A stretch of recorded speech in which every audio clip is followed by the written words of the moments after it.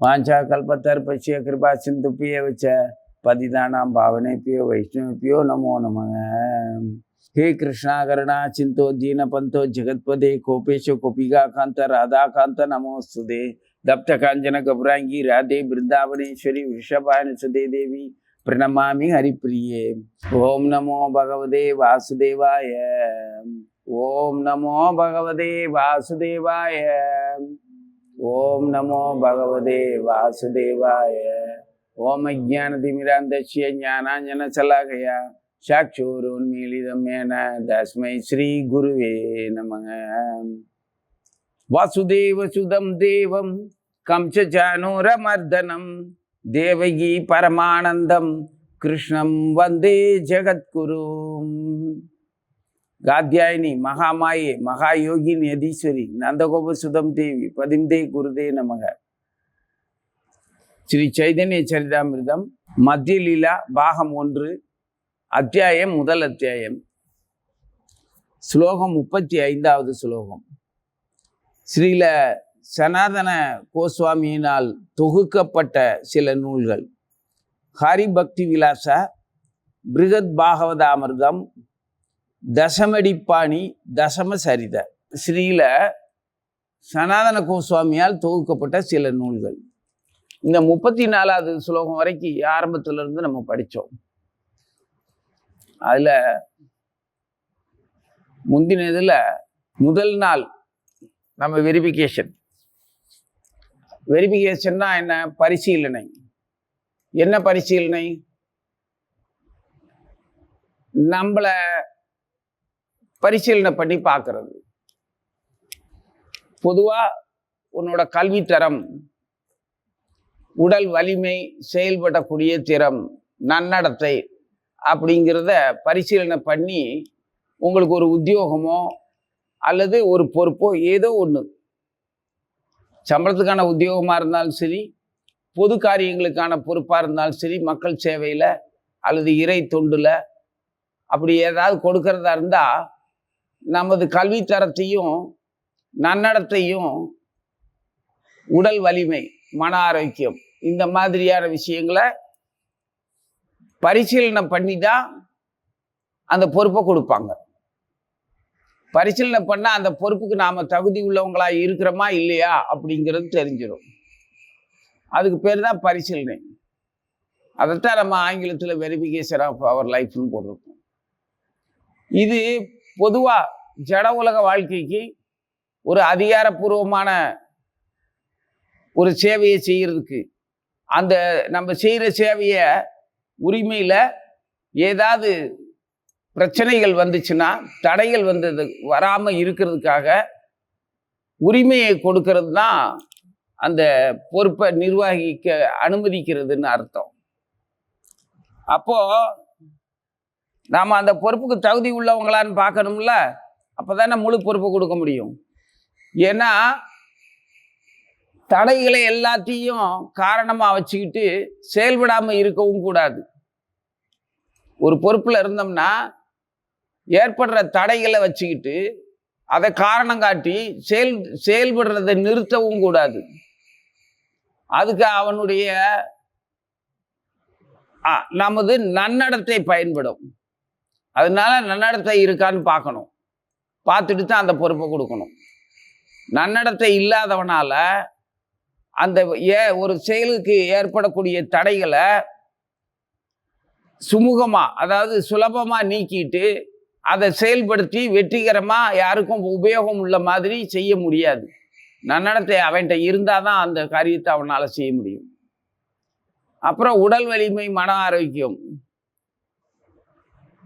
இது இருக்கிறதுக்கு இருந்துச்சுன்னா தான் அந்த பொறுப்பில் காலதாமதத்தினால ஏற்படக்கூடிய சுமைகளை, அதிக வேலை பளு, அதை தாங்க முடியும்.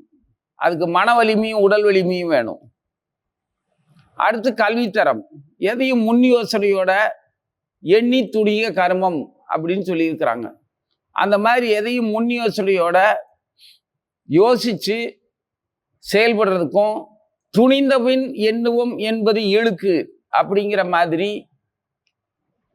அந்த செயலில் இறங்கினதுக்கு அப்புறம் பார்த்துக்கலாம் அப்படிங்கிற மாதிரி இல்லாமல் இருக்கணும்னா அவனுக்கு நல்ல கல்வித்தரம் இருக்கணும். உலகியல் விஷயங்கள்ல இறை தொண்டுலையோ இல்ல பொது மக்கள் பண்புலையோ பொதுமக்கள் பணியிலையோ அல்லது சொந்த தொழில் வியாபார நிர்வாகம் அப்படிங்கிற தன் குடும்பத்தை நடத்திக்கக்கூடிய விஷயத்திலேயோ ஒரு மனிதனுக்கு இந்த 3 தகுதியும் இருக்குதான்னு பரிசீலனை பண்ணிட்டா அந்த பொறுப்பு அவன்கிட்ட இருக்குது, கொடுக்குறாங்க. ஒருத்தனை குடும்ப தலைவனாக்கி கிரகஸ்தன் ஆக்கி விடுறோம் அப்படின்னா அவனுக்கு இந்த தகுதியெல்லாம் இருந்தா தான் அவனுக்கு ஒரு வாழ்க்கை துணைவியை கொடுத்து பொண்ணு கொடுத்து அவனுக்கு திறமையா குடும்பம் நடத்த விடுவாங்க. அவன்கிட்ட இந்த தகுதியெல்லாம் இல்லைன்னா யார் கொடுப்பா? அவனை கிரகஸ்தன் ஆக்கி அந்த பொறுப்பை குடும்ப தலைவன் ஆகிறதுக்கான தகுதியை அவனுக்கு யார் கொடுப்பாங்க? கொடுக்க மாட்டாங்க. பிற்காலத்தில் இந்த தகுதி இருக்கிறவங்க கூட ஏதோ பல்வேறு காரணங்களால சகவாச தோஷம், வாழ்க்கை வறுமை, காலத்தின் கொடுமை, ஏதோ ஒரு வகையில யாருடைய சாபத்தையாவது வாங்கி இந்த 3 தகுதி இருந்தும் கூட அந்த பொறுப்புல சரியா திருப்தியா செயல்பட முடியாம திண்டாடலாம். அது பிற்காலத்துல பார்க்கலாம். அப்போ பௌதிக வாழ்க்கைக்கே இந்த மாதிரியான தரத்தையும் திறமையவும் எதிர்பார்க்க வேண்டியது இருக்குது. நாம பல காலமா பல உடல்கள்ல பிறந்து இறந்து அது நமக்கு மறந்து இப்ப பிறந்து இப்ப இவ்வளவு தூரம் வளர்ந்து உலகியல் வாழ்க்கையவும் நடத்திக்கிறதுல ஆன்மீகத்தை பற்றிய நமது ஆத்மார்த்தமான மனித பிறவியினுடைய முடிவான இலக்கு என்னவோ அதை கத்துக்கிறதுல நமக்கு அவ்வளவு முயற்சியும் திறமையும் இருக்குது. அதுல ஒரு பக்தன் அப்படிங்கிற அந்த ஒரு பொறுப்புக்கு வரணும்னா பக்தன் ஆகாம இறை பக்தி தொண்டன் ஆகாம அவனால மனித வாழ்க்கையினுடைய முழுமையான அந்த இலக்கை அடைய முடியாது. மனித உடல்ல மீதி 80 லட்சம் உடல்கள்ல வாழ்ந்த அந்த ஊர்வன, பரப்பன, நீர்வாழ்வன இந்த மாதிரியான விலங்குகளை போல வாழ்ந்துட்டு போறதுக்கு மனித உடல் பெற்று பிரயோஜனம் இல்லை. அப்போ இதை முழுமையா பயன்படுத்தி அந்த இலக்கை அடையணும்னா நாம வெரிஃபை பண்ண வேண்டாமா?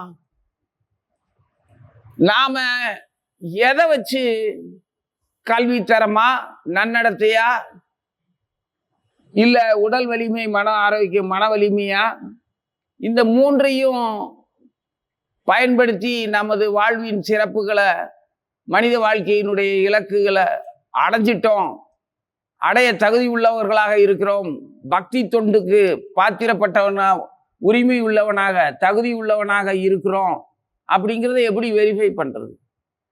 ஏன் அப்ப கல்வி இல்லைன்னா பக்தனாக முடியாதா? இதெல்லாம் உலகியல் தகுதிக்கு தேவையான வெரிஃபை பண்றதுக்கான அளவுகோல்கள்.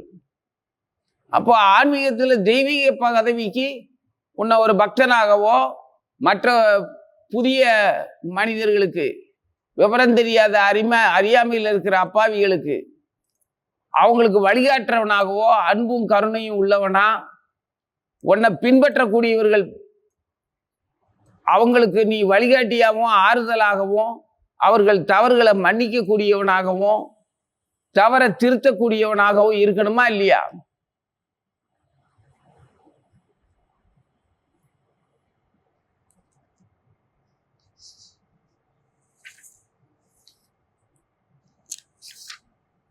அப்போ நம்மளால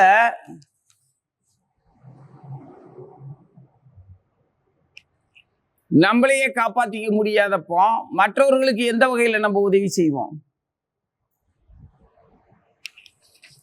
பகவானுடைய வைபவத்தை படிச்சு இவ்வளவு நாள் கதைகளை, பாகவத கதைகளை கேட்டிருக்கோம். சைதன்ய மகாபிரபுடைய வாழ்வின் அமிர்தத்தை பருகி இருக்கிறோம். ஆச்சாரியர்களுடைய அனுக்கிரகத்தினால மகாமந்திரத்தை சொல்லக்கூடிய அதிகாரத்தை பெற்று இருக்கிறோம். தொடர்ந்து சொல்றதுக்கு இவ்வளவு இருந்தும் நாம பக்தன் ஆயிட்டோமா, இதுவரைக்கும் சரியா வந்திருக்கோமான்னு வெரிஃபை பண்றதுக்கு இவ்வளவு காலம் கழிச்சு இப்பதான் ஆரம்பிச்சிருக்கிறோம். ஏன்னா நம்ம கிட்ட பக்தியினால் ஏற்படக்கூடிய உன்னதமான மகிழ்ச்சியான திருப்தியான எந்த ஒரு அறிகுறியும் பார்க்க முடியல. பக்தியினால ஏற்பட்டா இப்போ ஒரு ஒரு ஒரு விதமான உணவு சாப்பிட்றோம், ஒரு விதமான பிடிச்ச மாதிரியான உடைகளை உடுத்துறோம், திருப்தியா சாப்பிட்டுருக்குறோம், அந்த உடையை உடுத்தி இருக்கிறோம். அதுக்கப்புறம் யாராலையாவது பாராட்டப்படுறோம், இல்ல மகிழ்ச்சியா வீட்டில் உறவினர்களோட ஒரு உல்லாசமா ஒரு விழாவை நடத்துறோம். இப்படியெல்லாம் நம்ம வாழ்வின் நிகழ்ச்சிகளை சந்திக்கிறோம், செயல்படுறோம், அதை அணுகிறோம். அது மூலமா நம்ம பல உணர்வுகளை அனுபவிக்கிறோம், பல உறவுகளையும் நட்புகளையும், அதே சமயத்துல சங்கோஜமான மற்ற பல விஷயங்களையும் சந்திக்கிறோம். அந்த நபர்களோட அதுக்கு தகுந்த மாதிரி உறவு வச்சுக்கிறோம். இவ்வளவு நடக்கத்தானே செய்யுது. இதெல்லாம் வாழ்க்கையில நடத்துறோம். அப்படி நம்ம வாழ்ந்துகிட்டு இருக்கும்போது, இந்த சம்பவங்கள் எல்லாம் சந்திச்சுக்கிட்டு இருக்கும்போது, அதுல நாம நடந்துக்கிற விஷயங்கள்லாம் அப்படி ஒன்றும் நம்மள பக்தர்கள் ஆனதுக்கு அப்புறம் ஏற்படக்கூடிய உன்னத உணர்வுகள் அப்படிங்கிற மாதிரிலாம் ஒன்றும் கிடையாது. சராசரி மனிதர்களை போல செல்வத்தினால ஒரு அளவுகோல் வச்சுக்கிட்டு அதுக்கு தகுந்த மாதிரி தான் செயல்படுறோம். செல்வத்து அதாவது ஜட செல்வம், பணம், வேலைக்கு இடையில பணத்தை செலவழிக்கிறதுக்கான அவகாசம், வேலையிலிருந்து ஓய்வு விட்டு பணத்தை செலவு பண்ணி மகிழ்ச்சி அடைகிறதுக்கான ஒரு அவகாசம், விடுமுறை, இடைவெளி தேவைப்படுது இல்லை. வேலை செஞ்சாதான் சம்பாதிக்க முடியுது. சம்பாதிச்சதை செலவழிக்கணும்னா வேலையிலிருந்து கொஞ்சம் விலகி லீவு தேவைப்படுது, விடுமுறை தேவைப்படுது.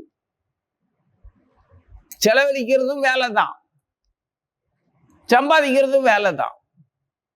இப்படி வாழ்ந்துகிட்டு இருக்கும்போது அதுல ஏழை என்ன பணக்காரன் என்ன, உரிமையாளன் முதலாளி என்ன தொழிலாளி என்ன, எல்லாருக்கும் இதே சோழி தானே, வேற என்ன இருக்கு? அப்புறம் அன்பு பாசம்னு போலியான நாடகம் வேற. பிள்ளைங்க நண்பர்கள் எல்லாருக்கிட்டையும் தன் உடலை மீறி தன்னுடைய பொருளாதாரத்தை கடந்தெல்லாம் யாரும் அன்பு பாசத்தெல்லாம் காட்ட முடியாது. மடியில பையில கணம் இல்லைன்னா நீ யாருக்கிட்ட அன்பு காட்டுவீங்க? சொல்லுவாங்க, உன்கிட்ட காசு இல்லைன்னா உன்கிட்ட யாருமே உன்னை மதிக்க மாட்டாங்கன்னு. அந்த பைத்தியகாரத்தனமான பேச்செல்லாம் அது பொய். உங்ககிட்ட காசு இல்லைன்னா நீ யாருக்கிட்டயும் அன்பு காட்ட மாட்ட. நல்லவனா இருக்கிற நீ, உன்கிட்ட காசு இல்லைங்கிறதுக்காக மற்றவன் அன்பு காட்டணும்னு எதிர்பார்க்கிற அளவுக்கான கோலை எல்லாம் கிடையாது. நீ நல்லவே. உங்ககிட்ட மடி நிறைய பணம் இருந்துச்சுன்னா அன்பு தாராளமா அன்பை விநியோகம் பண்ணுவேன். அந்த காசு இருக்கிற வரைக்கும். காசு காலியா போச்சுன்னா மூட்டு பேசாம மூலையில உட்காந்துருவோம். திரும்ப காசு சம்பாதிக்கிறதுக்கு என்ன பண்றதுன்னு தெரியாம தவிச்சுக்கிட்டு இருப்போம். அப்படியே சம்பாதிச்சோம்னா பழையபடி பார்த்து செலவு பண்ணுவோம். அன்பை முதல்ல யாருக்கு கொடுக்கலாம் அப்படின்னு அன்புல விகிதாச்சாரம்லாம் வந்துடும். ஏன்னா கையில் இருக்கிறது 10ம் 10ஆதுங்கிறது தெரியாது. தாராளமா இருந்தா விடு, எவனும் திருட்டு போறியான் அப்படின்னு அட்டகாசமா செஞ்சிருவோம். இருக்கிறது கொஞ்சம் தான்னா இல்லை, என்ன இருந்தாலும் முதல்ல என் வீட்டுக்காரிக்கு, அப்புறமா என் பிள்ளைக்கு, அப்புறமா பக்கத்து வீட்டு பிள்ளைக்கு, அந்த பிள்ளையும் என் பிள்ளைக்கு ஃப்ரெண்டா உதவியா இருந்து திருப்பி அவங்க கிட்ட இருந்து ஏதாவது வரணும். அப்படின்னா தான் நான் செலவழிக்க முடியும்.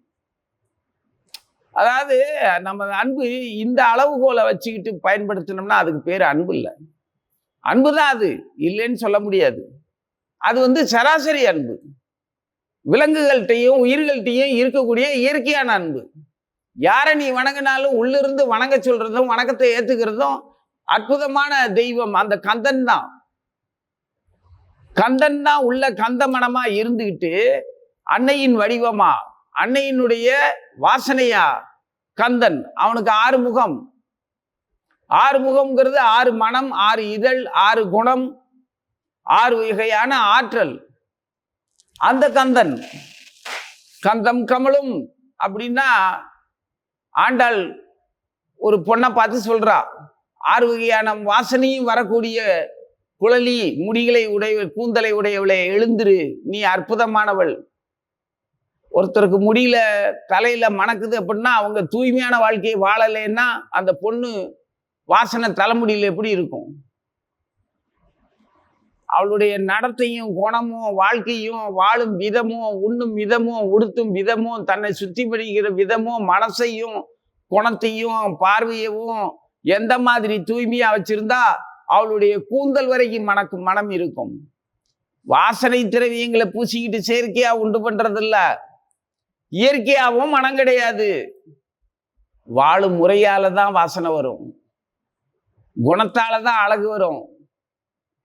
எவ்வளவு வயதிகமானாலும் சரி, ஆரம்பத்துல இருக்கிற அழகெல்லாம் அழகு கிடையாது. முதிர்ந்ததுக்கு அப்புறம் வயதானதுக்கு அப்புறமும் அவங்கள பார்த்தா வணக்கத்துக்குரிய தோற்றத்துல அவங்க மேல பாசம் யாருக்கு வருதோ அவன் தான் யாருக்கும் வரணும். அப்படி வர்ற மாதிரியான ஒரு முதிய தோற்றம் இருந்தாதான் அவன் வணக்கத்துக்குரியவன். அவன் வாழ்ந்த முறை சரின்னு அர்த்தம். சும்மா எலும்பு சதையும் வளரும் காலத்துல வாலிபமா இருக்கிறதெல்லாம் அழகுன்னு சொல்ல முடியாது. நடத்தையை பொறுத்து தான், அதை பொறுத்து தான் வாசனையும் இருக்கும். உடல் வாசனையும் முடியோட வாசனை அதுதான் கந்தம். அந்த கந்தம் உள்ள இருக்கிறதுனாலதான் ஒருத்தர் வணங்குறாங்க. வணக்கத்தை ஏத்துக்கிறதுக்கும் வணங்க சொல்லி குணம் வர்றதுக்கும் காரணமே அந்த உள்ள இருக்கிற கந்த பெருமான் தான், முருகன் தான். அதனால அப்போ ஒரு ஜீவனுடைய மொத்த நடத்தையவும் இந்த அளவுகோல், பொருளாதாரம்ங்கிற அந்த அளவுகோலை வச்சு அன்பை அளக்கும் போது அந்த அன்போட விகிதம் இந்த லட்சணமா தான் இருக்கும். அது குற்றம் இல்லை. அவனுக்கு தெரிஞ்ச அன்பை அப்படித்தான் காட்ட முடியுது. நல்லவங்க தானே, அப்படித்தான் செயல்படுவாங்க. அதே சமயத்துல அப்ப அந்த அளவுகோலை விட்டுருவோம். பக்திக்கு பொருளாதார அளவுகோல் சரியில்லை, அந்த ஸ்கேல் நல்லா இல்லை, அதை வச்சு அளக்க முடியல. அளந்தா ஒரு தூய்மையான விடை கிடைக்கல. அப்ப அந்த ஸ்கேலை விட்டுருவோம், அளவுல. அப்ப வேற என்ன சொல்றது? அன்பை விட்டுட்டு அறிவு ஞானத்தை எடுத்துக்குவோமா? அப்படி பார்த்தா பொருளாதார அளவுகளாவது உடலால உழைக்கிறதுக்கு தகுந்த மாதிரி அது கிடைச்சிரும். இந்த ஞானத்துக்கும் அறிவுக்கும் எங்க போக? நம்மகிட்ட அந்த அளவுகோல் எப்படி இருக்கும்னு கூட தெரியாது. அதை வச்சு எப்படி நம்ம அளக்க? நம்ம பக்தி தொண்டை அவ்வளவு ஞானம் வச்சிருக்கோம், ஞானம்ங்கிற அந்த அளவுகோல் இருக்குதா என்ன நம்மகிட்ட? இல்ல. அறிவுங்கிற அளவுகளும் என்ன லட்சணம்? அந்த பொருளாதார அடிப்படையில் அன்பு காட்டுற அளவுக்கு தான் அந்த அறிவு லட்சணமும் இருக்கு. அந்த அளவுகளும் பத்தாது, ஞான அளவுகளும் பத்தாது. வேற என்னதான் அளவுகளை வச்சு நம்ம அளக்க? பக்தி துண்டுல நம்ம எந்த லெவல்ல இருக்கோம்னு ஸ்கேலே இல்லைன்னா அப்புறம் எப்படி அளந்து சொல்லுவேன்? அங்கதான் தேவைப்படுது பணிவுங்கிற ஒரே ஒரு அளவுகோல். அந்த பணிவுங்கிற ஒரு அளவுகோல் இருந்துச்சுன்னா போதும். கல்வி என்ன, ஞானம் என்ன, பொருளாதாரம் என்ன, அன்பு என்ன, பண்பு என்ன, நன்னடத்தை என்ன, அத்தனையும் இந்த ஒரு அளவுகோலை வச்சு அளந்துடலாம். அப்ப அந்த ஸ்கேல் நம்ம கிட்ட இருக்கா? இருக்கு, நாம பயன்படுத்துறது இல்லை. ஏன் பயன்படுத்துறது இல்லை? அது மேல அவ்வளவு வெறுப்பா? இல்ல, நான் அதை வச்சு அதை பயன்படுத்தி நான் என் வாழ்வுக்கு துணையா நான் அந்த அளவுகளை வச்சுக்கிட்டேன்னா என்னுடைய பக்தி தொண்டும் என்னுடைய உலகியல் வாழ்க்கையும் என்னை தாழ்ந்த நிலைமைக்கு கொண்டு போயிருமோ, மற்றவர்களுக்கு முன்னால நம்மளை இளக்காரமாகவும் வாழ தெரியாதவங்களாகவும் பரிகாசத்துக்குரியவங்களாகவும் ஆக்கி விட்டுருமோ அப்படின்னு அந்த பணிவுங்கிற அளவுகோல்கிட்ட பயம் நமக்கு. அதை நம்ம பயன்படுத்த மாட்டேங்கிறோம். ஏன்னா அதுவும் காலங்காலமா புழுவா இருந்தா கூட அந்த எதிர்ப்பு குணம்ங்கிறதோடையே பிறந்து வளர்ந்து இறந்து மறந்து வந்தாச்சு. அந்த எதிர்ப்பு குணம் இந்த தாழ்வு மனப்பான்மை கொண்டு போய் பணிவை காட்ட விட மாட்டேங்குது. உடனே ஒரு ரோசம் வருது. இங்க வச்சிருந்த டம்ளர்ல தீர்த்தம் வச்சிருந்தேன், எங்க காணோம் அப்படின்னா, தீர்த்தமா அது? அறிவில்லை உனக்கு? அதை அங்கனக்குள்ள வச்சிருந்தேன்னா நான் படக்குன்னு எடுத்து கொட்டிட்டேனே. சரி, அதனால என்ன? அதுக்கு எனக்கு அறிவில்லையான்னு சண்டைக்கு வர்ற? தீர்த்தம் வச்சிருந்தனே காணோம்னு தான் சொன்னேன். எங்க வச்சிருந்தேன்னு கேளு, எதுல வச்சிருந்தேன்னு கேளு, எப்போ வச்சிருந்தேன்னு கேளு. உடனே தீர்த்தமா அது, நான் எடுத்து கொட்டிட்டேனே அப்படின்னா, இந்தா இருக்குது அப்போ அப்படின்னா, நீ அதை சொல்றியா? நான் இங்கே ஒரு டம்ளர்ல இருந்துச்சு அதை தான் கொட்டினேன். அதுக்கு அறிவு இல்லையான்னு இப்படி சண்டைக்கு வர்ற மாதிரி. ஏன்னா உள்ளத்துல பணிவு இல்லை. என்னன்னு கேட்டுத்தான் அப்புறம் ஆத்திரப்படுங்களேன். நான் அங்க ஒரு டம்ளர்ல இருந்துச்சு அதைத்தான் எடுத்து கொட்டினேன். இல்ல நான் இங்க பகவான் பார்த்து பக்கத்துல இந்த டம்ளர்ல வச்சிருந்தேன் அப்படின்னா, அதை நான் யாரோ இந்த பக்கம் ஆரத்தி தட்டை வைக்கும் போது நகட்டி வச்சிருந்திருப்பாங்க போல, நான் கவனிக்கல. அதான் இங்க தீர்த்தம் வச்சிருந்தனே காணமேன்னு கேட்டேன், நீ பாத்தியான்னு. நான் பார்க்கலன்னு ஒரு ஆசையா பாசமா சொல்லியிருக்கலாம். தீர்த்தமா நான் பார்க்கலீங்களே அப்படின்னு சொல்லியிருக்கலாம். அதுதான் உண்மை. நீ எடுத்து கொட்டு இல்லை என்னத்தையும் செய்ய, அதை உன்கிட்ட கேட்டமா? நீ கொட்டுனியான்னு கேட்டனா? இல்ல என்ன செஞ்ச நீங்க வந்தியான்னு மொட்டையா கேட்டனா? சன்னதிக்குள்ள நீ வந்தியா அப்படின்னு கேட்டனா? மிரட்டினா உடனே, ஐயோ தீர்த்தங்க வச்சிருந்தனே காணமேன்னு தவிச்சேன். அதுக்கு நீ என்ன சொல்லணும்? ஆறுதலாத்தானே சொல்லணும். எங்கிருந்து வச்சிருந்தீங்க, நான் பார்க்கலீங்களே அப்படிங்கலாம்.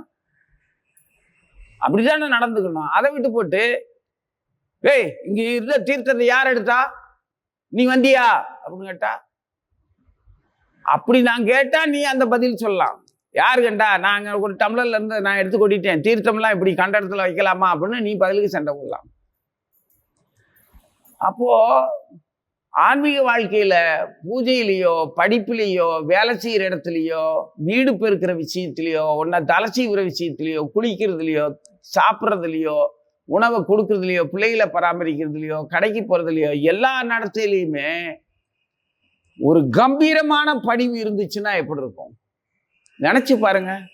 நம்மகிட்ட இருக்கிற பணிவை மூளையில பயன்படுத்தாம வச்சிருக்கிறோம்ல, அந்த ஸ்கேலை எடுத்து தொடச்சி சுத்தம் பண்ணி மெருகேற்றி பளன்னு முருகன் கையில் இருக்கிற வேல் மாதிரி அந்த வேலுக்கு இருக்கிற பணிவு வேற எதுக்குமே இருக்காது. திரிசூலத்துக்கு அவங்க ஆத்தா வச்சிருக்கிற திரிசூலத்துக்கு கூட அந்த பணிவு இருக்காது. முருகன் கையில் இருக்கிற வேலுக்கு அந்த பணிவு உண்டு. பயங்கரமான ஆயுதம் கிருஷ்ணன் கையில் இருக்கிற புல்லாங்குழல் தான். அது பயங்கரமான ஆயுதம். அது சர்வத்தையும் மொத்த பிரபஞ்சத்தையுமே பிரளயத்துக்குள்ள ஆளாக்கிரும், ஒடுங்க வச்சிரும், திரும்ப உற்பத்தி பண்ணும். அது என்ன வேணாலும் பண்ணும், அதுகிட்ட வச்சுக்கவே முடியாது. ஆனா முருகன் கையில் இருக்கிற வேல் இருக்கே, கந்தனா பகவான் வரும்போது தேவசேனாதிபதியில் நான் கந்தன்னு சொல்லியிருக்கிறார் கீதையில. கிருஷ்ணரே அந்த கந்தனா வரும்போதே கையில வேலோட வராரு. ஒரு கூர்மையான முனை, ஆழ்ந்த அறிவு, விசாலமான பார்வை, அகன்ற அந்த வடிவம், அதுல இருந்து நீண்ட தண்டு, உறுதியான ஊன்றுது, அந்த ஊன்றி இருக்கக்கூடிய அந்த உறுதி, நிலைத்த தன்மை, அதை கையில பிடிச்சிருக்கான். அது பணிவுக்கு அப்படி ஒரு கம்பீரம் இருக்கும். பணிவுக்கு அறிவில்லாதவனால பணிய முடியாது, அடிமையாவான். அறிவில்லாதவன் என்னாவான்? அடிமையாயிருவான். சொன்னோடி கேட்கிற கேவலமான மனிதன் அவன் எழுபடி ஆயிடுவான். அவன் எதுக்கும் லாயக்கில்லை. கூர்மையான அறிவு, விசாலமான பார்வை, யாரையும் அரவணைக்கிற அவங்களுடைய தன்மைக்கு தகுந்த மாதிரி அன்பு காட்டக்கூடிய ஒரு விசாலமான மனசு, பார்வை. அந்த பார்வையில அமங்கலமானவனோ துஷ்டனோ தேவையில்லாத அருவருப்பத்தக்க ஜென்மம் உள்ளவனோ உடல் எடுத்தவனோ படவே மாட்டான். அந்த விலாசத்துக்குள்ள, அந்த விசாலத்துக்குள்ள, விலாசமா இருந்தாலும் சரி விசாலமானதா இருந்தாலும் சரி, அதுக்குள்ள தூய்மையானவர்கள் தான் வருவாங்க. அறிவு கூர்மையை கடந்து உள்ள அந்த விலாசத்துக்குள்ள, வாசல் சின்னது, உள்ள நுழைஞ்சோம்னா விஸ்தீர்ணமான இடம். எப்படி இருக்கும்? பிருந்தாவனத்துல நம்ம மடம் அப்படித்தான் இருக்கும். அந்த மாதிரி கூர்மையை கடந்து உள்ள போனா அந்த வேலோட அடுத்த பகுதி எப்படி இருக்கும் மேல இருந்து நான் வர்ணிக்கிறேன், நினைச்சு பாருங்க. அதுல நிலைத்த தன்மைங்கிறது அந்த வேலி முனையில இருந்து அந்த வேலோட இதுல இருந்து கீழே வரைக்கும் கையில பிடிச்சிருக்கிறது. இதுதான் பணிவோட அழகு. அந்த பணிவை சுத்தம் பண்ணிக்குவோம், வச்சுக்குவோம், கம்பீரமா இருக்கும். விவேகானந்தர் மாதிரி கைகட்டி நிற்கிறது, விவேகானந்தர் கைகட்டி இருக்கிற மாதிரியே பார்ப்பீங்க. படமெல்லாம் அப்படித்தான் இருக்கும், சிற்பமெல்லாம் அப்படித்தான் இருக்கும். அவருக்கு சிலையெல்லாம் அப்படித்தான் இருக்கும். இந்த ஒவ்வொரு அரசியல்வாதி சில கையை காலை தூக்கிக்கிட்டு வித்த காட்டிட்டு கோமாளி மாதிரி இருக்கும். கையை நீட்டிக்கிட்டு இருப்பான், இல்லாட்டி கையை ஏதாவது ஒன்று, அது என்ன சொல்றது, அது பைத்தியகாரத்தனமா இருக்கும். ஆனால் விவேகானந்தர் சிலையோ சிற்பமோ படமோ பாருங்க, கை கட்டி இருப்பாரு, தலப்பா கட்டி இருப்பாரு, இடுப்புல துண்டு கட்டி இருப்பாரு, சில சமயம் தோல்ல கூட இருக்கும். அந்த இடுப்புல துண்டு கட்டி இருக்கிறதும் அடிமைத்தனத்துக்கான இது கிடையாது, அது ஒரு கம்பீரம். கச்சை இடைவார், இடையில கட்டி இருக்கிற கச்சை இறுக்கமா, நீங்க கச்சிதமா அந்த இடத்துல ஒரு துண்டை கட்டிட்டு நின்று பாருங்க. பகவான் முன்னால சேவை செய்யும் போது தோல்ல கிடக்கிறத எடுத்து இடுப்புல கட்டிட்டு அப்படி கம்பீரமா இருந்து பாருங்க, அவனுடைய அழகு தனி. அது பணிவுக்கு மட்டும் இல்ல, பண்புக்கும் தான். அதே மாதிரி தலப்பாகை இருக்கும். அந்த தலப்பாகை என்னமோ ராஜாம்சமா இருக்கும். அந்த கை கட்டி இருக்கிற விதத்துல நெஞ்ச நிமித்தி நிற்கிற துணிவு இருக்கும். அதே இது கை கட்டி இடுப்புல துண்டை கட்டிக்கிட்டு கக்கத்துல துண்டை வச்சுக்கிட்டு கோழையாகவும் பணிவாகவும் எடுபடியாகவும் இருக்கிறதையும் பயன்படுத்துறத பார்க்குறோம்ல. அந்த பயத்துல தான் பணிவுங்கிற அந்த அளவுகோலை நம்ம பயன்படுத்த மாட்டேங்க, ஆச்சாரியன்ட்டையே பயன்படுத்த மாட்டேங்கும். நமது இயல்பான அந்த குணம் கூட்டிட்டு போயிருது திமிருக்கும் அகங்காரத்துக்கும் நானுங்கிறதுக்கும்.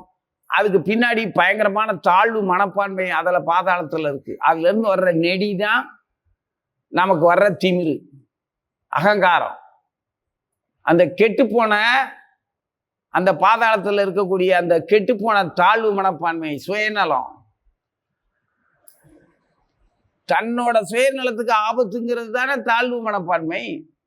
அதெல்லாம் காலங்காலமா 84 லட்சம் பாடியிலையோ இருந்து உடல்கள்ல இருந்து இருந்து நாரி போச்சு. அதுல இருந்து வர்ற வாசனை, இந்த நொதித்தல்ல இருந்து வர்ற ஆல்கஹால் எப்படி புத்தியை மாத்தி மதுவாகி போதையாகி எல்லாவனையும் கெடுக்குதோ, அது மாதிரி இந்த தாழ்வு மனப்பான்மையும் சுயநலமும் கெட்டு அதுல இருந்து வரக்கூடிய திமிரு அகங்காரம், எடுத்தெறிஞ்சு பேசுறது, முனைப்போட முன்னுக்கு போறத பூரா முன்னுக்கு போய் முரணா பேசி தன்னை சமாதானப்படுத்திக்கிறதுக்கே மொத்த சகதி. ஆக மொத்த சகதிக்குள்ளேயும் நம்மளை தள்ளி விட்டுரும். அப்படி ஒரு ஆபத்தான நிலைக்கு போறதுக்கு, காப்பாத்துறதுக்கு, அளக்கிறதுக்குன்னு இந்த பணிவுங்கிற ஸ்கேலை எடுத்தோம்னா, அந்த அளவுகளை எடுத்தோம்னா, தாழ்வு மனப்பான்மையை தூக்கி தூர எறிஞ்சிடலாம். அகங்காரம், திமிரு, ஆணவம், தன்னை காப்பாத்திக்கிற அந்த ஒரு மடத்தனம் எல்லாமே வராது. அதெல்லாம் இந்த ஸ்கேல்ல அடித்தளத்திலேயே ஒண்ணுக்குமே லாயக்கில்லைன்னு வெரிஃபை பண்றதுக்கான இந்த அளவுகோலை வச்சு இதெல்லாம் கழிச்சு விட்டுறலாம். தேவையில்லைன்னு வெரிஃபை பண்ண இந்த பணிவுங்கிற ஒன்றை வச்சு நம்ம பக்கத்துல வந்தவனே கீ கீ கீ கீ கீ கீ கீன்னு அடிக்கும். பணிவு விச்சு விச்சு விச்சு விச்சுன்னு கத்தும். ராம் ராம் ராம் ராம் ராம் ராம் ராம் ராம் ராம் ராம். என்னடா அது, என்ன இவ்வளவு இருக்குது அப்படின்னா, இவ்வளவும் உங்ககிட்ட என்னதான் இருக்குது, நான் அப்படிலாம் ஒண்ணுமே இல்லையே அப்படின்னா, நான் எவ்வளவு கோயிலுக்கு சேவை செய்கிறேன் அப்படின்னா, பெருக்கிறதுல இருந்து கோலம் போட்டு தொளிச்சு கோலம் போடுறதுல இருந்து, சுவாமிக்கு அபிஷேக ஆராதனை பண்றதுல இருந்து, உடை உடுத்துறதுல இருந்து, நகை உடுத்துறதுல இருந்து, பிரசாதம் பண்ணி தளிகை பண்ணி அவருக்கு நைவேத்தியம் பண்றதுல இருந்து, அத்தனையிலையுமே அதுக்கு உதவியா இருந்தவன், கூட இருக்கிறவன், அதை வாங்கி சாப்பிட்றவே, அதுக்கு கைங்கரியம்னு காசு கொடுக்குறவன், அத்தனை பேரையும் வஞ்சி தீர்த்து புலம்பிய அத்தனை வேலையும் செஞ்சிருக்கான். அவன் பக்கத்துல இந்த பணிவுங்கிற அந்த எக்யூப்மெண்ட், அந்த அளவுகோல், மின்சாதனம் மாதிரி, இந்த டிடெக்டர் மாதிரி, மெட்டல் டிடெக்டருக்கு வைக்கிறான்ல, அது மாதிரி அந்த பணிவுங்கிறது ஒன்று பக்கத்துல வந்தோடனே இப்படி கத்தும். இந்த மிஷின் வந்து கீக்கின்னு கத்துது, பீப் சவுண்டு. அது வந்து ராம் ராம் ராம் ராம் ராம் ராம் ராம்னு கத்தும். ராமநாமம் கேட்டு என்ன இப்படி அப்படின்னா, நீ சொல்லவே இல்லையா, அதுதான் வெளியில இருந்து அந்த மிஷின் சொல்லுது. பணிவுங்கிறது உன்னை ராம ராமன்னு உன் இதயத்தில் இருக்கக்கூடிய பணிவு, உனக்கு குரு கொடுத்த பணிவு, உன் இதயம் அப்படி அலறுது. அட பாவி, இவ்வளவு நாள் இந்த ராமநாமத்தை நீ சொல்லவே இல்லையா? இல்லையே, நான் டெய்லி 16 ரவுண்ட்ஸ் முடிச்சிருவேன் பிரபு, என்ன முடிச்சிருவேன், ஹரே கிருஷ்ணா ஹரே கிருஷ்ணா கிருஷ்ண கிருஷ்ணா. ஏன் எரும மாடையா அங்கே போய் நின்றுக்கிட்டு இருக்க? அந்த தூணை அந்த ஸ்டூல் எடுத்துக்கிட்டு போடு, ஹரே கிருஷ்ணா கிருஷ்ண கிருஷ்ணா ஹரே ஹரே ஹரே ராம ஹரே ராம் ராம் ராம் ஹரே ஹரே. ஏய், அவன் எங்கே அங்கே போ எடுத்து தொங்க போட்டது, அதை எடுத்து அங்கிட்ட எடுக்கும். போ, வெளியே போ, அவனை உள்ள வர விடாத. நான் ராம் ராம் ஹரே ஹரே ஹரே கிருஷ்ண. என்ன ஆச்சு பூச்சி கிச்சி பூச்சி என்னமோ சொல்லிக்கிட்டே இருக்க, இடையில என்னென்னமோ பேசிக்கிட்டு இருக்க. நாய் வருது விரட்டுங்கிற.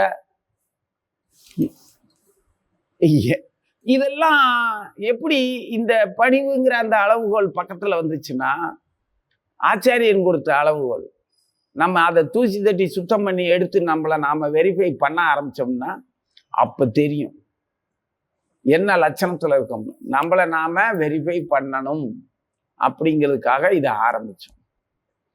அதுல பகவானுடைய ஆதி லீலையும் அந்திய லீலையும் அதி அற்புதமானது.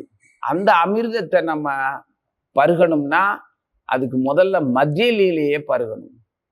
மத்திய லீலையும் மத்திய லீலையிலேயே பிற்கால லீலைகள்னு ஒரு பகுதி இருக்கு. அதாவது அந்திய லீலைக்கு முந்தைய பகுதி. மொத்த லீலையுமே ஏற்கனவே நம்ம பார்த்துருக்குறோம். செயல்களுக்கும் லீலைகளுக்கும் வித்தியாசம் இருக்குது. நாம செய்யறதெல்லாம் செயல்கள், வாழ்வின் நிகழ்வுகள். அவங்க நடத்துறதெல்லாம் வாழ்வின் லீலைகள். ஏன்னா லீலைகளால் ஏற்படக்கூடியது மகிழ்ச்சியும் வளர்ச்சியும் ஆரோக்கியமும் உலக சேமம் இருக்கும். செயல்களால அந்தந்த ஜீவர்களுக்குள்ள அனுபவமோ விளைவுகள் விபரீதமாவோ நல்லதாவோ ஏதோ ஒன்று தொடரக்கூடிய விளைவுகளா இருக்கும். அது நம்மளை கட்டுப்படுத்தக்கூடியதா இருக்கும். லீலைகள் அப்படி இல்லை. அவங்களையும் கட்டுப்படுத்தாது, அதை கேட்குறவங்களையும் கட்டுப்படுத்தாது. சுதந்திரமா இருக்கும், மகிழ்ச்சியாகவும் நிம்மதியாகவும் வளர்ச்சியை தரும். அதனால அந்த செயல்கள்லாம் லீலைகள். ஏற்கனவே நம்ம இதை பார்த்துருக்குறோம், படிச்சிருக்கோம்ல. இப்போ அந்த பணிவுங்கிற அளவுகளை வச்சு நம்மளை பார்த்தோம்னா, வெரிஃபை பண்ணோம்னா, சோதிச்சு பார்த்தோம்னா பக்தியில நம்ம எந்த அளவுல இருக்கிறோம் அப்படிங்கிறது தெரியும். இந்த சைதன்ய சரிதாமிரத்துல 35வது ஸ்லோகத்துல ஸ்ரீல சனாதன கோஸ்வாமியால் தொகுக்கப்பட்ட சில நூல்கள் அப்படின்னு ஸ்ரீ கிருஷ்ணதாச கவிராஜ கோஸ்வாமி அவர்கள் ஏற்கனவே நாம் பல மாதிரி விளக்கி இருக்கிறேன். யாரால? வேதவியாசரால, அவருடைய குருவினுடைய கருணையினால சில விஷயங்கள்லாம் சொல்லியிருக்கிறேங்கிறத சொல்லியிருக்கிறாரு. சுருக்கமா சொன்னாலும் அது என்னை விட முந்தையவர்கள் பெரியவர்கள் நிறைய விளக்கமா சொல்லியிருக்கிறார்கள் சொல்லிட்டு வந்தாரு. இப்போ சனாதன கோஸ்வாமி, ஏன்னா மகாபுருவுடைய வாழ்க்கை வரலாற இவர் இந்த மத்திய லீலையில தான் எதனால நான் எல்லோரும் எழுதியிருக்கிறாங்க. இப்ப நாமளும் எழுதுறோம், பகவானை பற்றி எழுதுறோம், படிக்கிறோம், பேசுறோம். இந்த பேசிக்கிறது, படிக்கிறது, எழுதுறதுக்கெல்லாம் காரணம் முந்தையவர்கள் சொல்லி கொடுத்தது நமக்கு புரிஞ்சிருச்சு, நமக்கு பிடிச்சிருக்கு, புரிஞ்சிருக்கு, அதை கடைபிடிக்க சுலபமா இருக்குது.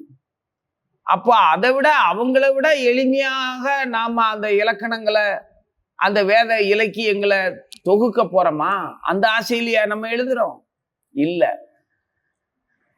அதனுடைய பொருளோ தரமோ நாம எழுதுறதுனால குறைஞ்சு போயிடாது. ஏழைகிட்ட இருக்கக்கூடிய பணமும் அதே மதிப்பு தானே. ஒரு உங்க கையில பணம் இருக்குது, ஏழையா இருந்தாலும் 10 ரூபா வச்சிருந்தான்னா அது 10 ரூபா தான் மதிப்பு அதுக்கு. அப்படிதானே? ஒரு பெரிய செல்வந்தன் நிறைய பணம் வச்சிருக்கிறவனா இருந்தாலும் ஒரு 10 ரூபா உனக்கு கொடுக்குறான்னா அந்த 10 ரூபாய்க்கு 10 ரூபா தான் மதிப்பு. அந்த பணக்காரன் கொடுக்கறதுக்காக அந்த 10 ரூபாய்க்கு 15 ரூபான்னு மதிப்பு வந்துடாது. அப்படிதானே?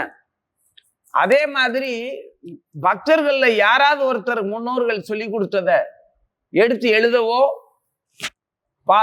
அது வியாக்கியானம் பண்ணி அதை பற்றி பேசவோ நாம நினைக்கிறதுக்கு எழுதுறதுக்கு காரணம் என்ன அப்படின்னா, அவங்கள விட நான் சிறப்பா செய்யறேன்னு திருத்துற அர்த்தம் இல்லை. அவங்க சொல்லி கொடுத்ததை நான் இன்ன வகையா புரிஞ்சிருக்கிறேன். என்ன மாதிரி புரிஞ்சுக்கிறவங்களுக்கு நான் சொல்லி கொடுக்கறது பயன்படும். அப்படிதானே?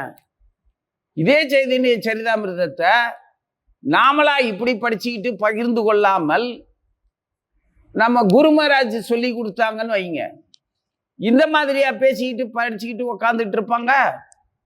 அவங்க சொல்ற விதம் எப்படி இருக்கும்? தூய பக்திக்கு உடனடியா அந்த படித்தரத்துக்கு நம்மளை அழைச்சிட்டு போற மாதிரி இருக்கும். அப்படிதானே இருக்கும். ஆனா நாமளா படிச்சுக்கிறதுல எப்படி இருக்கும்? அந்த தூய பக்தி உள்ளவர்களை போற்றுகிற மாதிரியும் நாம இருக்கிற இடத்துல இருக்கிற மாதிரியும் தான் நம்மளால நம்ம புரிஞ்சுக்க முடியும், படிக்க முடியும்.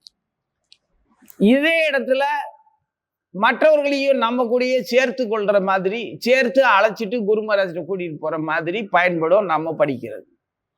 அப்போ நமக்கு தகுந்த மாதிரி நாம அதை அதுக்கு ஒவ்வொருத்தருக்கும் எழுதுறோம். ஒருத்தன் கேட்குறான், ஒரு கிராமத்துல பக்தி பிரச்சார புத்தகம் கொடுக்க போகும்போது அந்த கிராமத்து பையன், ஒரு சின்ன பையன் கேட்டான், மடத்துல என்ன வேலை இருக்கும்? நானும் மடத்துக்கு வந்துடவா அப்படின்னு. மடத்துல ஒரு வேலையும் இல்லை, நேரத்துக்கு பிரசாதம் கிடைக்கும், பாடலாம், ஆடலாம், மாமந்திரம் சொல்லலாம்னு சொல்லியாச்சு. அப்போ என்னை மடத்துல கொண்டு போய் சேர்த்துருங்க. சரி வா, வீட்டில் சொல்லியாச்சா? சொல்லியாச்சு. உனக்கு ஏன் கிருஷ்ணரை பிடிச்சிருக்கு, மடத்துக்கு போகணும்னு? இந்த ஒரே வார்த்தையில் இங்கே என்ன பிழைக்கிறானுங்க, இதுக்கு போய் மல்லு கட்டிக்கிட்டு பாடுபட்டுக்கிட்டு இது எனக்கு பிடிக்கல, கிருஷ்ணர்கிட்ட தான் ரொம்ப பிரியமா இருக்குது, அதனால அங்கேயே இருந்துக்கிட்டு பாடலாம், ஆடலாம், ஏதோ கொஞ்சம் பிரசாதம் கிடைச்சா சாப்பிட்டுக்கலாம், போதும், அவ்வளவுதான், வேற ஒன்றும் செய்ய விருப்பம் இல்லை அப்படின்னா. பரவாயில்ல, உலகியல் விஷயத்த ஜட வாழ்வை சம்பாதிக்கிறது, பாடுபடுறது, அனுபவிக்கிறதுங்கிற விஷயத்த அவன் துச்சமா மதிக்கிறான் போல, அதனால கிருஷ்ணன் மேல பிரேமி வந்துருச்சு, வா போவோம் அப்படின்னு கூட்டிட்டு போய் விட்டாச்சு. 3 நாள்ல சோழியர் குதிச்சு ஓடி வந்துட்டான். ஏடா திரும்ப இங்க வந்து இருக்கிற அப்படின்னா, போங்க சாமி போங்க, காலையில 3 மணிக்கெல்லாம் எழுப்பி விடுறாங்க. காலையில 3 மணிக்கு இருந்தாங்க. ஆமா, காலையில 3 மணிக்கு தானே எழுப்புறாங்க. நடுச்சாமத்துல நீ தூங்கும் போது பேய் மாதிரியா வந்து எழுப்புறாங்க. 3 மணிக்கு எந்திரிச்சேன்னா எந்திரிச்சு குளிக்க ரெடியாக 4 மணிக்கு பகவான் பாட ஆனந்தமா தானே இருக்கும். பறவைகள்லாம் கூட அந்நேரம் கத்துறதும் அது பாடுறதும், ஒருத்தர் ஒரு புள்ளினங்கள் புலம்புறது கூப்பிடுறது, எப்படி கீசு கீசு என்றங்க ஆணை சாத்தான் கலந்து பேசின பேச்சரவம் கேட்கலையோ அப்படின்னா, அது எப்படி அதெல்லாம் ரசிக்க முடியாத பேய் பெண்ணேன்னு வையிற அம்மா. பறவைகளுடைய ஒலியை இனிமையா நீ ரசிக்க முடியலன்னா, தூக்கத்துக்கு இடைஞ்சலா இருக்குதுன்னு சொல்லி பேயா நீ? அதுதான் இப்படி மங்களமான விஷயத்தெல்லாம் அமங்கலமாவும், அமங்கலமான விஷயத்தெல்லாம் தனது கொண்டாட்டமாவும் வச்சுக்கிறதுக்கு பேர் தான் பேய். ஏன் இப்படி பேயா அலைகிற அப்படிம்பாங்க. ஏதாவது ஒரு வேலையில ரொம்ப தீவிரமா இருந்தோம்னா இப்படி சொல்லி திட்டுவாங்க. அந்த மாதிரி அப்படி இருக்கக்கூடாது. அதுக்கு முடியல இவனுக்கு. ஏன்னா சோம்பேறித்தனமும் சும்மா இருக்கிற அந்த குணத்தையும் பக்தின்னு நினைச்சுக்கிட்டான். செயல்படாம இருக்கிறதும், சரியா புலன்களுக்கு தீனி போடாம சும்மா கிடக்கிறதும், அவன் பேச்சடைக்கி மூச்சடைக்கி பட்னி கிடந்து பங்கரையா அழுக்கு மூட்டையா இருந்துக்கிட்டு, நான் அவன் கர்மாவப்புறம் எடுத்துக்கிட்டேன், நான் தான் பெரிய சாமின்னு புத்தி சுவாதீனம் இல்லாத எத்தனை பேரை குருவா நினைச்சு கும்பிட்டுக்கிட்டு இருக்கிறாங்க. அவன் தேக சுத்தியும் கிடையாது, ஒரு நடவடிக்கை கிடையாது. எந்த ஒரு நடவடிக்கைக்கும் பின்னணியில ஆதாரம் எத்தனை வேத நூல்கள் இருக்கு, வேதங்கள் இருக்கு. எதையாவது கடைபிடிப்பானா? ஏதாவது தெரியுமா? இறைவனை எந்த வடிவத்தில் இருக்கான்னா தெரியுமா? இறைவன் யாரு, எங்க இருக்கான்? எங்கும் இருக்கிற இறைவனுக்கு உருவம் இருக்குதா இல்லையா? நிறம் இருக்குது, குணம் இருக்குது, அவருக்குன்னு ஒரு செயல் இருக்குது, விருப்பம் இருக்குது. நம்மளோட பரஸ்பரம் அந்யோன்யமான அன்பு காட்டக்கூடிய தகுதி விதவிதமான வடிவங்கள்ல கூட வர்றதுக்கு வாய்ப்பு இருக்குது. அவர் எப்படி வேணாலும் வருவார்ல. எல்லாத்தையும் பார்க்குறோம், எதுவுமே தெரியாம புத்தி சுவாதீனம் இல்லாம போனவனை போய்கிட்டு இவங்க எத்தனை பேர் குருவா மதிச்சுக்கிட்டு இருக்காங்க. என்ன அப்போ ஒரு வகையில எந்த வகையிலையுமே செயல்படாம இருக்கிறதோ, சோம்பலா இருக்கிறதோ, தன் புலன்களை வாட்டி வதைக்கிறதோ, பக்தி தொண்டுன்னு நினைச்சுக்கிட்டு இருக்கிற பைத்தியகாரத்தனத்து உள்ளவனுக்கு அங்க வேலையே இல்லை, சும்மா இருக்கலாம், சாப்பிடலாம், பாடலாம், ஆடலான்னு வந்துட்டு அதால இருக்க முடியல. அந்த மகிழ்ச்சி அவனால புரிஞ்சுக்கவும் முடியல, ஏத்துக்கவும் முடியல. அப்புறம் எப்படி இருப்பான்? ஓடி வந்துட்டான். வேலை கடுமையா இருக்கும். அதுக்கப்புறம் இன்னைக்கு அதை விட கடுமையா பாடுபடுறான். அங்க கிருஷ்ணர்கிட்ட பிரியம்ங்கிறது மாறல, ஆனா நம்ம மடம், அந்த கோவில், இந்த ஆன்மீக வாழ்க்கை, நெறிப்படுத்தப்பட்ட ஆன்மீக வாழ்க்கை அவனுக்கு ஒப்பல, முடியல. எங்க வந்திருக்கிறியா? அதே மாதிரி அதிகாலையில இரவு பகலும், பகலும் இரவும், பகல்ல பாதி இரவுல பாதின்னு 3 ஷிஃப்ட்னு சொல்லுவோம்ல, அந்த 3 விதமான வேலையில ராத்திரி பகலா பாடுபடுறேன். அப்போ இது அவனுக்கு கஷ்டமா தெரியல. 3 மணிக்கு எழுந்திருச்சு பகவான் முன்னால் நின்று பாடுறது கஷ்டமா இருந்திருக்கு. இப்ப அந்த மாதிரி பாடுபட்டு பணம் சம்பாதிச்சு குடும்பம், மனைவி, குழந்தைகள்னு கழுத மாதிரி பொதி சுமக்கிறதுக்கு தயாரா பெருஞ்சுமையோட இருக்கான். ஆனா திருப்தியாகவும் மகிழ்ச்சியாகவும் இருக்கான். அவனுடைய அத்தனை செயலையும் நான் பாடுபடுறேன், நான் இப்படி செய்கிறேன், நான் பணம் சம்பாதிக்கிறேன், நான் பகவானுக்கு இவ்வளவு கொடுக்குறேன், நான் 50 பேருக்கு சாப்பாடு போடுறேன் அப்படிங்கிற பாணியில பக்தி அப்படி பண்றான். அப்போ அங்கேயும் பணிவுங்கிற அளவுகோல் வச்சு அவனுடைய பக்தியை அளந்து பார்த்தோம்னா, உலகியல் வாழ்க்கையில மனித வாழ்க்கைக்கு முயற்சி செஞ்சுக்கிட்டு இருக்கான். நிறைய புண்ணியங்களை சேர்ப்பான். சக ஜீவர்களுக்கு அன்பும் ஆதரவும் காட்டுறதுனால நிறைய புண்ணியங்களை சேகரிக்கிறான். இது மூலம் இன்னும் அவன் படிப்படியா பக்தி பண்றதுக்கு வரணும். ஆனா பணிவுங்கிற அளவுகோல் இருந்துச்சுன்னா அவன் பொருளாதார அளவுகோல்ல தான் பக்தி பண்றான். பணிவுங்கிற அளவுகோல்ல பக்தி பண்ணினோம்னா உடனடியாக கிருஷ்ண பகவானுடைய பக்தி துண்டு, உடனடியாக பக்தி தேவி ராதையனுடைய கருணைக்கு பாத்திரமாயிடலாம். நேரடியா உடனே போய் ராதா கிருஷ்ணருடைய அன்புக்கு பாத்திரமாகிறதுக்கான பாதை திறந்தே இருக்குது, பக்கத்துல இருக்குது. அவங்களும் வரவேற்கிறதுக்கு எந்த தடையும் இல்லாம வர சொல்லி கூப்பிட்டுக்கிட்டு இருக்கிறாங்க. அதுக்குள்ள நுழைய மாட்டேன்ட்டு நான் பின்னால போய் 7 பிரகாரம் சுத்திட்டு அப்புறமா தான் உன்கிட்ட வருவேன்னு சொல்றது என்ன அர்த்தம்? அப்படியா? உடனே கிருஷ்ணா அப்படின்னு இங்க வாயே, யாரு கூப்பிட்டா? ராதாராணி கூப்பிடுறா. போயிட வேண்டியதானே உடனே. இருங்க, அங்க ஒருத்தருமே இல்லை உங்க பக்கத்துல, யாரு என்ன சொல்லுவாங்களுக்கு தெரியல. நான் அந்த அப்படி போயிட்டு வெளிப்பிரகாரம் 2வது பிரகாரம் 3வது பிரகாரம் 7 பிரகாரம் சுத்திட்டு அப்புறம் இங்க வாரேன் அப்படின்னா, அந்த பிரகாரங்களுக்குள்ள வரும்போதெல்லாம் எந்தெந்த இடத்துல எங்கெங்க என்னென்ன செயல்கள்ல எந்தெந்த முக்குல எந்தெந்த தெய்வங்களுடைய சோதனைக்கு ஆளாவோமோ என்ன ஆகுமோ தெரியாதே. யாருக்கிட்டையாவது இந்த பணிவுங்கிற ஸ்கேலை தொலைச்சிட்டோம்னா, பொருளாதார அளவுகள் வந்துருச்சுன்னா, புத்தி மாறி போச்சுன்னா என்ன ஆகுறது? அப்புறம் பிரேம பக்திக்கு பகவான்கிட்ட அடையிறதுக்கு அவரே பக்கத்துல வந்து கூப்பிடும்போது மாட்டேன்னு சொல்லிட்டு சுத்தி வர்றோம்னா என்ன ஒரு துரதிர்ஷ்டம். அது அறிவிலி தானே. அப்படி ஆகக்கூடாது. அதனால பகவானுடைய அவர் எழுதியிருக்கிற சில நூல்களில் ஹரிபக்தி விலாசம், பிருகத் பாகவத அமிர்தம், தசம அடிப்பாணி, தசம சரிதம் அப்படிங்கிறதெல்லாம் பக்தர்களுடைய படிப்பு. சில இடங்கள்ல உடலை கவனிக்கிறதுக்கும் உடல் ரீதியா உலகியல் வாழ்க்கையை நம்ம நடத்திக்கிறதுக்குமான குறிப்புகள் எல்லாம் அந்த புத்தகங்கள்ல கொடுக்கப்பட்டிருக்கு. அதுல என்ன சொல்லியிருக்குங்கிறத தொடர்ந்து பார்ப்போம். நாம இன்னும் வெரிஃபை பண்ண ஆரம்பிக்கவே இல்லை.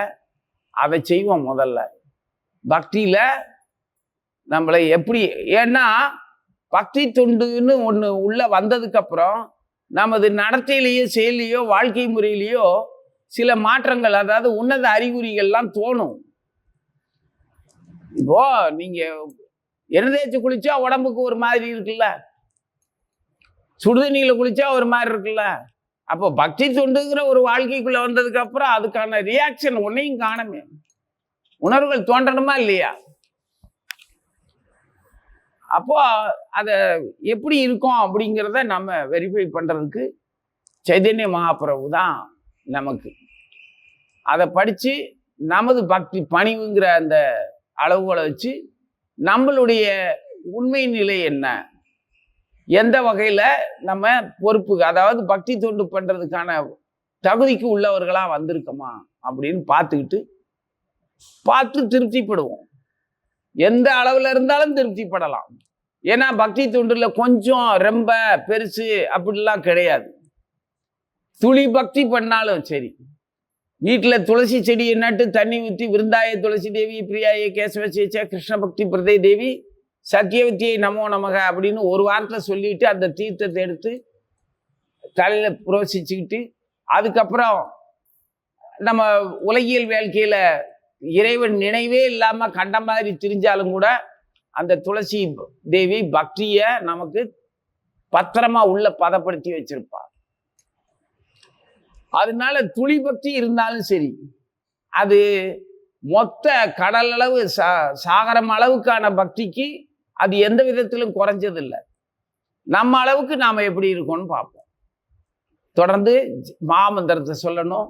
மங்கள ஆரத்தியில் பகவானை குருவை நினச்சி நம்மளை பரிசீலனை பண்ணுறது எவ்வளோ நாள் பண்ண முடியுதோ பண்ணி தேர்ந்தெடுத்து முடிவுக்கு வந்து அடுத்து இறைவனை தொடர்ந்து கொண்டாடுவோம். வாழ்க்கையில் பூரண வெற்றிக்கான பாதை கிடைச்சிருக்கு. அதுக்கு தகுந்த மாதிரி நீண்ட ஆயுள் காலங்களையும் பகவான் கொடுத்துருக்கிறான். மொத்தத்தையும் அனுபவிக்கலாம். ஜெய ஸ்ரீ கிருஷ்ண சைதன்ய பிரபு நித்யானந்த ஸ்ரீ அத்வைத கதாதர சிவாசாதி கௌர் பக்த விருந்தா. ஹரே கிருஷ்ணா கிருஷ்ண கிருஷ்ண ஹரே ஹரே, ஹரே ராம ராம ராம ஹரே ஹரே.